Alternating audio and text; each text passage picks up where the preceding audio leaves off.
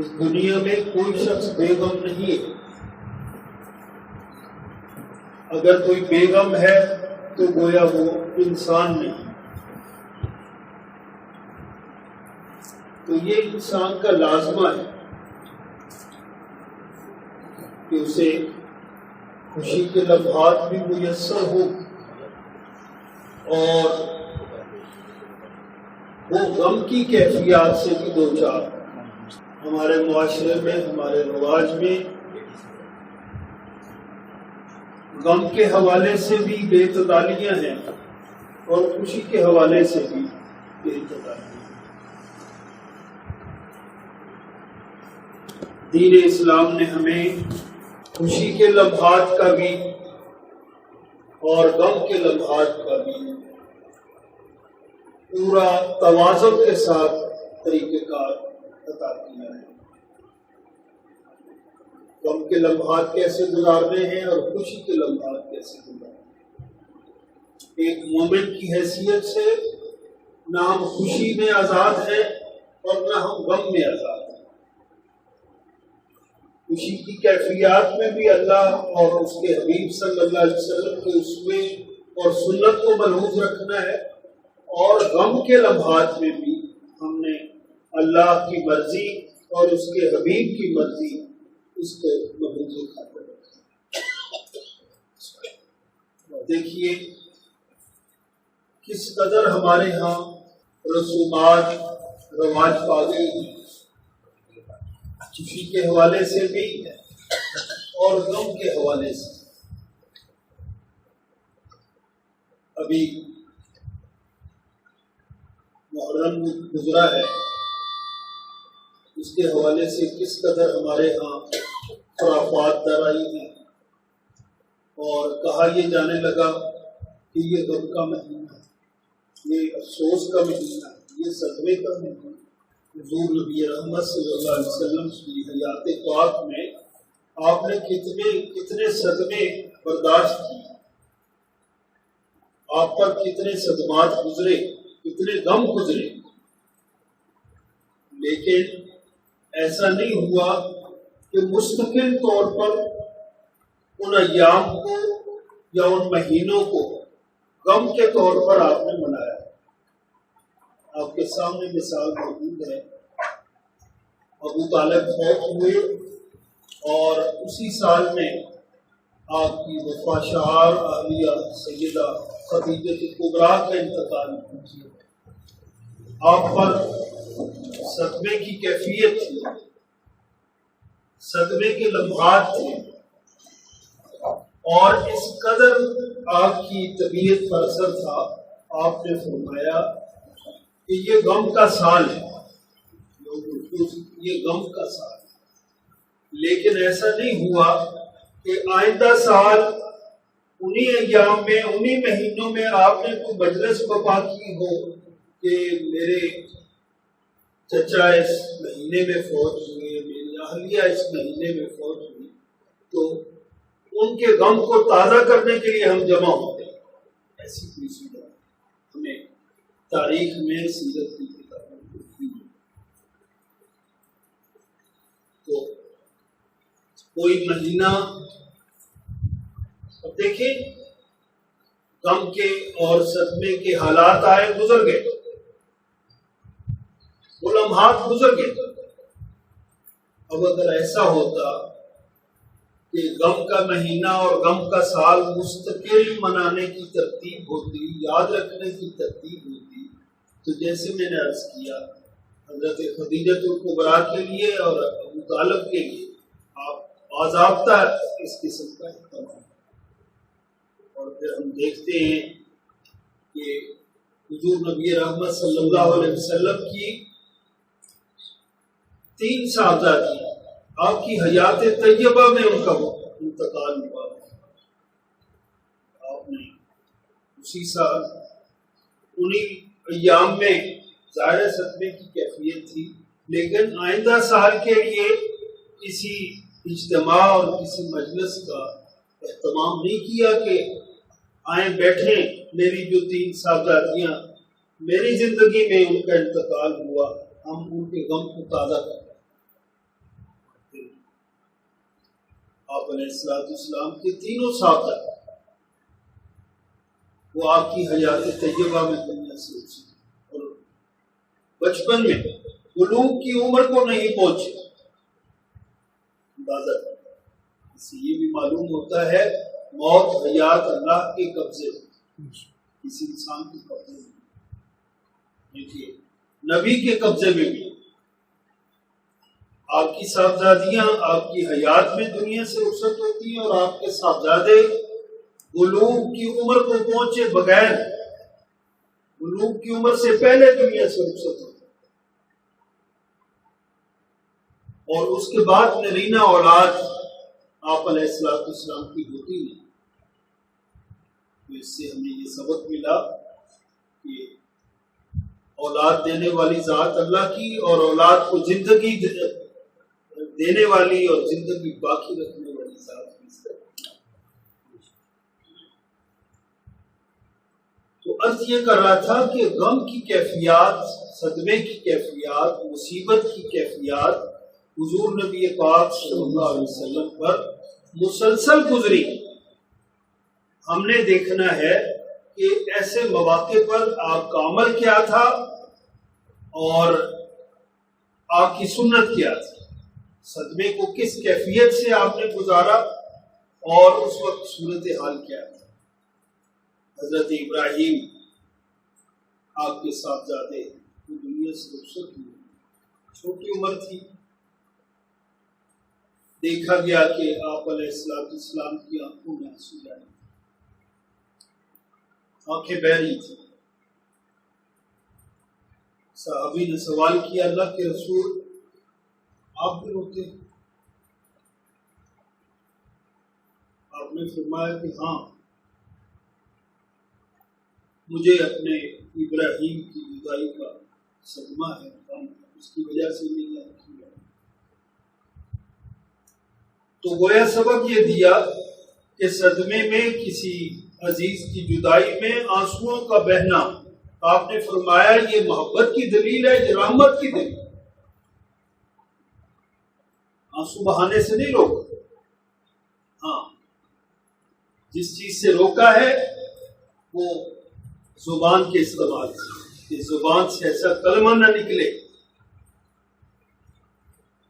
ایسا جملہ سرزد نہ ہو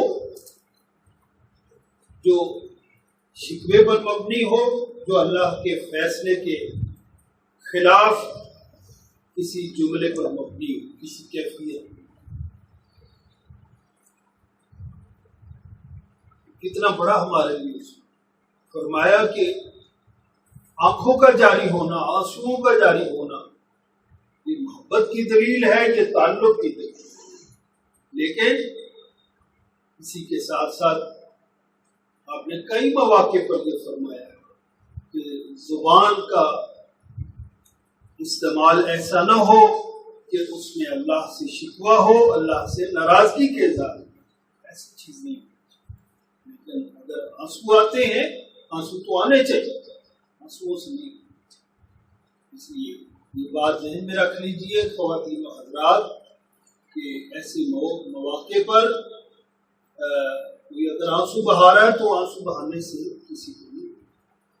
ہاں زبان کا استعمال اس میں اختیار، ہاتھوں کا استعمال نہ ہو، سر پیٹنا، سینہ پیٹنا، ہاتھوں کا استعمال یہ بے صبری ہے، یہ اللہ کے فیصلے کی ناراضگی، اس کا غم سے تعلق نہیں ہے. تو غم کی حدود اور غم میں جو جس چیز کی اجازت دی گئی ہے وہ صرف یہاں تک کہ آنسو آئیں، آنکھ جاری ہو، آنکھوں میں پانی نمی ہو، بس اس سے آگے ہاتھوں کا استعمال نہ ہو اور زبان کا استعمال نہ ہو. اور زبان کا استعمال ہو تو صرف اتنا جیسے اللہ فرماتے ہیں الذین اذا اصابتهم مصیبہ، ایمان والوں کی کیفیت یہ ہوتی ہے جب انہیں کوئی مصیبت پہنچتی ہے تو ان کی زبانوں پر جاری ہوتا ہے انا للہ، زبان پر یہی ہم سب پڑھ لیں، انا للہ، قرآنی آیت ہے، قرآن مجید پڑھنے کا سوال۔ اس لیے جب کوئی ایسا معاملہ ہو، ایسا کوئی حادثہ جدائی کا پیش آ جائے، تو اس کلمے کو پڑھنا چاہیے، اس جملے کو، اس آیت کو پڑھنا چاہیے۔ اس کا بہت بڑا اجر ہے، قرآن کی تلاوت کا اجر ہے، اور اللہ کو یاد کرنے کا اجر ہے، اور اپنی کیفیت کو اللہ کے سپرد کرنے کا ثواب۔ اتنا خوبصورت ہمیں کلمہ دیا اور فرمایا کہ اس کا فائدہ کیا ہوگا؟ جو اس کیفیت میں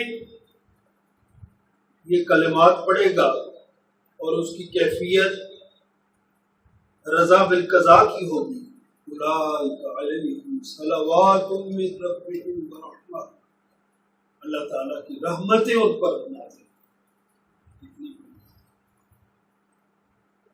وَأُولَٰئِكَ هُمُ الْمُهْتَدُونَ، اور ایسے لوگ ہی ہدایت یافتہ ہیں۔ یہ کتنی بڑی سند ہے۔ عرض کرنے کا مقصد یہ ہے کہ حضور نبی رحمت صلی اللہ علیہ وسلم نے اپنی حیات طیبہ میں، ظاہر ہے غم بھی دیکھے، صدمے دیکھے، لیکن ان صدموں میں آپ کی کیفیت کیا تھی وہی ہمارے لیے آج بھی نمونہ ہے۔ تو حضرت ابراہیم کا ذکر کر رہا تھا کہ آپ کی کیفیت کیا تھی، کہ آپ کیا سن رہے تھے۔ تو اس سے آگے جانا، ہاتھوں کا استعمال کرنا کسی کی جدائی پر، یا زبان کا لا یعنی استعمال کرنا، اس سے منع کیا، اس سے روکا گیا۔ اس لیے خواتین خاص طور پر اس کا اہتمام کریں۔ صدمے کی کیفیت میں ان کی زبانوں پر کیسے خوفناک اور خطرناک جملے جاری ہیں۔ بعض اوقات ایسے کلمات سنے گئے جو کلمات کفر تک پہنچا دیں۔ ظاہر ہے جس ذات نے نعمت دی ہے، اس ذات نے اگر اس کو واپس لینے کا فیصلہ کیا ہے تو ہمیں اس کا بھی حوصلہ ہونا چاہیے۔ اور اللہ بتانا چاہتا ہے کہ حقیقی مالک کسی کی زندگی کا بھی اور کسی کی موت کا بھی وہ نہیں۔ کسی نعمت استعمال کے لیے ہے، لیکن حقیقی طور پر اس نعمت کا مالک اللہ خود ہے، جب چاہے دے دے اور جب چاہے چھین واپس۔ اس لیے دیکھا گیا ہے کہ کوئی بچہ فوت ہوا تو بعض خواتین انتہائی خطرناک جملہ زبان سے نکالتی ہیں، خاص طور پر ہمارے پنجابی معاشرے میں، کہ اللہ نو اے لبا سی، ساڈا گھر ہی لبا سی، اے بچہ ہی لبا سی، اور کوئی نہیں۔ یاد رکھیں اللہ تعالیٰ کا ایک اصول اور فارمولہ ہے کہ جو چیز لیتا ہے، کوئی صبر کرتا ہے تو صبر کے بدلے میں اللہ تعالیٰ اس سے بہتر عطا فرماتا ہے۔ شرط جیسے پچھلے بیان میں میں نے ذکر کی تھی کہ نعمتوں کے بڑھانے کا اصول شکر ہے، اسی طرح نعمتیں چھن جائیں یا کوئی چیز چھن جائے تو اس سے بہتر حاصل کرنے کا اصول صبر ہے۔ شکر اور صبر یہ دونوں حاصل ہو جائیں تو زندگی آسان ہے۔ اور صبر تو ایسا اللہ تعالیٰ کا انعام ہے کہ تکلیف تو بے صبری سے تکلیف ختم نہیں ہوتی، بے صبری سے اذیت بڑھتی ہے، تکلیف ختم نہیں ہوتی۔ ہاں اگر صبر کرے گا تو تکلیف کا احساس بھی کم ہوگا اور اس کا اجر بھی ملے گا۔ کتنی بڑی بات ہے، اور دنیا میں بھی اجر، آخرت میں بھی اجر۔ دوسرے مقام پر وعدہ کیا گیا انما یوفی الصابرون اجرہم بغیر حساب، جو صبر کرنے والے ہیں اللہ تعالیٰ بغیر حساب کے انہیں اجر دیتا ہے، اور یہ اجر دنیا میں بھی اور آخرت میں بھی ملتا ہے۔ بعض اوقات نظر آتا ہے، بعض اوقات نظر نہیں آتا۔ وہ حضرت ام سلمہ رضی اللہ عنہ، آپ کے شوہر فوت ہو گئے ابو سلمہ، میاں بیوی کی بڑی محبت، آپس میں بہت جوڑ تھا، جگانگت تھی، محبت تھی، پیار تھا۔ حضرت ام سلمہ روتی تھی اپنے شوہر کی جدائی، بہت روتی۔ پھر آپ کے خیال میں آتا کہ حضور نبی پاک صلی اللہ علیہ وسلم کی زبان پاک سے میں نے کئی بار سنا کہ اللہ تعالیٰ جو صبر کرتا ہے، جو چیز اس سے واپس لی جاتی اس سے بہتر عطا کی جاتی، نعم البدل، اچھا بدلہ۔ تو یہ کیسے ممکن ہے؟ میں سوچتی تھی کہ ابو سلمہ جیسا شوہر مجھے پھر مجھے سارا، کیسے ممکن ہے؟ کوئی ہوگا دنیا میں جو ابو سلمہ سے بہتر ہو؟ میرے تخیل میں، خیال میں بھی یہ چیز نہیں آتی۔ لیکن ایک مرحلہ ایسا آیا کہ حضور نبی پاک صلی اللہ علیہ وسلم نے میرے لیے نکاح کا پیغام دیا۔ پھر مجھے بات سمجھ میں آئی کہ اللہ تعالیٰ نعم البدل کیسے عطا کرتا ہے، کہ ابو سلمہ وہ اتنے اچھے شوہر، وہ دنیا سے رخصت ہوئے، اللہ تعالیٰ نے صبر کے نتیجے میں میرا نکاح حضور نبی پاک صلی اللہ علیہ وسلم سے، یہ صبر کا نتیجہ ہے۔ تو دنیا میں بھی اس کا فائدہ پہنچتا ہے، انسان کی تکلیف کم ہو جاتی ہے، تکلیف کا احساس نہیں رہتا، اور آخرت میں بھی اس کا یقینی ہے۔ اس لیے اللہ تعالیٰ نے ان آیات میں کیسے خوبصورت انداز میں سمجھایا، اے ایمان والو، اگر کوئی صدمہ پہنچے، کوئی تکلیف پہنچے، کوئی پریشانی پہنچے، استعینوا بالصبر والصلاۃ، تو صبر کو لازم، صبر سے مدد حاصل کرو۔ صبر کرو گے تو صدمہ کم ہو جائے گا، صدمہ ہلکا ہو جائے گا، اور صدمے کی کیفیت میں بہت فرق آ جائے گا، سکون آ جائے گا۔ صبر سکون کا نام، سکون مل جاتا ہے۔ ایک اور بات ذہن میں آئی،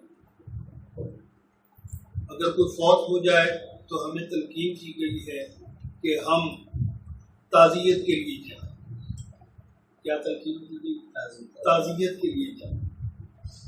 لیکن عجیب بات یہ ہے کہ ہم تعزیت کے لیے جاتے، تعزیت کا مفہوم یہ ہے کہ ایسے کلمات کہیں کہ اس کا غم ہلکا ہو، اس کی تکلیف ہلکی ہو، اسے صدمے کی کیفیت سے باہر نکالنے کے کلمات کہیں، صبر کے کلمات کہیں۔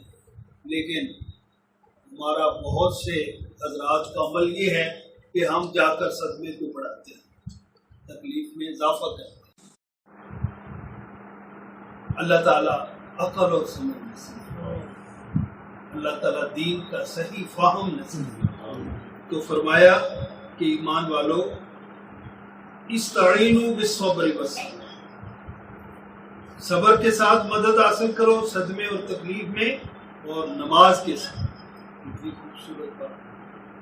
کسی کو کوئی غم پہنچا ہے، صدمہ پہنچا ہے، تو اگر وہ 2 رکعت نماز پڑھ لے تو اس کی کیفیت میں کتنی بہتری آئے، اور صدمہ ہلکا ہوگا، آدمی نارمل ہو جائے گا اپنے کاموں میں۔ اور دین اسلام میں تو ایسی خوبصورت ترتیب بنائی گئی ہے کہ دیکھو، تعزیت صرف 3 دن کی، اہتمام کے ساتھ بیٹھنا یا آنا جانا صرف 3 دن، افسوس صرف 3 دن، اس کے بعد نارمل زندگی۔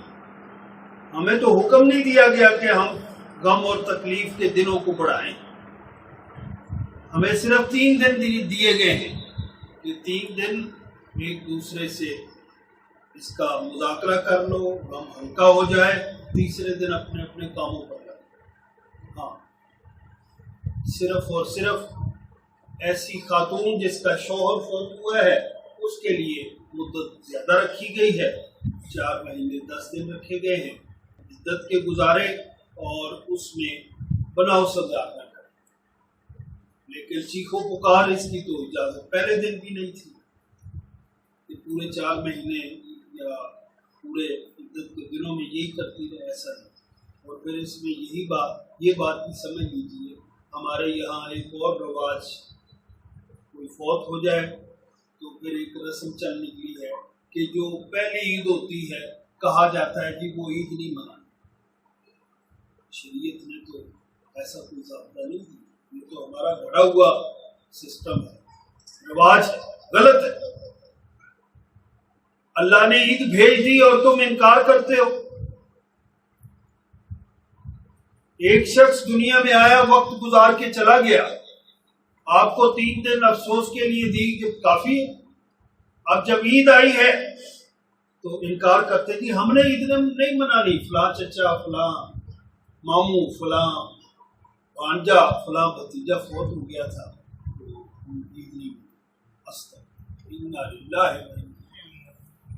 یہ شیطانی تخیل ہے، یہ شیطانی تصور ہے، اس سے بچنے کی ضرورت۔ خواتین خاص طور پر یہ شریعت کے خلاف عمل ہے، دین کے خلاف عمل ہے،